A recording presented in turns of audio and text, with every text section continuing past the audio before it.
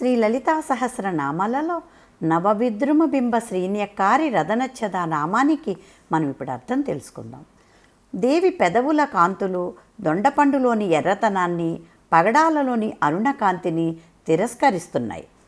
పెదవులను దొండ పండ్లతో పోల్చడం సాహిత్య సంప్రదాయం. ఎర్రని కాంతి గల దేవి పెదవి క్రొత్త పగడపు కాంతిని కూడా మించి ప్రకాశిస్తోందని నవవిద్రుమ పదం చేత భావించవచ్చు. పెదవుల ఎర్రతనం పవిత్రతకు, స్వచ్ఛతకు, కాంతికి సూచకం. ఉత్తమ పద్మినీ జాతి స్త్రీల పెదవులు ఎర్రగా ఉంటాయని కవి సమయసిద్ధం.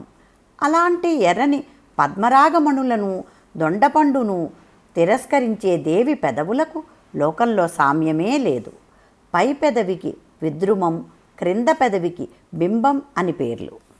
ఇక్కడ కవి సమయసిద్ధం అనే పదం వాడాం కదా, దాని అర్థం ఏమిటంటే కవి సిద్ధపడి ఉండడం, లేదా సమయానికి అనుగుణంగా కవి సిద్ధంగా ఉండడం, కాలానికి అనుగుణంగా తన సృజనాత్మకతను, ఆలోచనలను మలచుకుని సమాజానికి అవసరమైన సృజనాత్మకతను అందించేందుకు సిద్ధంగా ఉండడాన్ని సూచిస్తోంది.